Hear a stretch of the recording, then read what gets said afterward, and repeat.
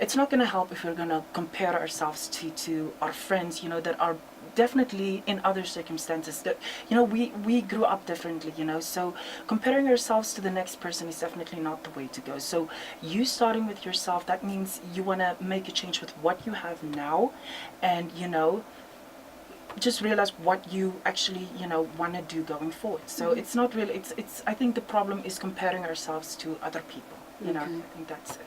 So basically, it doesn't mean that we're not good enough. You are not good enough at it. It does not mean that, okay? So what I'm trying to basically say is that we need to get that out of our heads. You know, we are still going to grow at our own paces, you know. So, you know, you start with what you have. You need to be in the moment. So all of us are a work in progress. Yes, definitely. Absolutely. Every single one of us. And you said a very interesting thing. You said we have to start with in the now. Yes. Because the now is actually all that we have.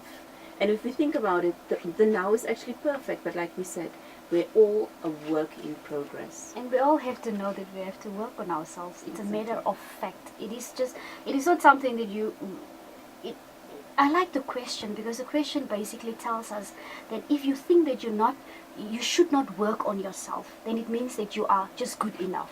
And I think it also is a very thin line, and it has a lot of dynamics and aspects attached to it, as in it speaks about our mindsets of how we think about ourselves and towards others. And if we think that everything's fine with me, there's no problem with me, I don't have a problem. Yes, everything's fine with you.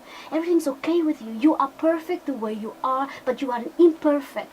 You are perfect imperfection, and we all have flaws, and it's all good, and it's all that. But we have to work on ourselves in order to allow people around us not to suffer because of our tendencies and because of our behaviors and all of those things. That's why it's a constant work that requires us to work on ourselves. Oh, absolutely.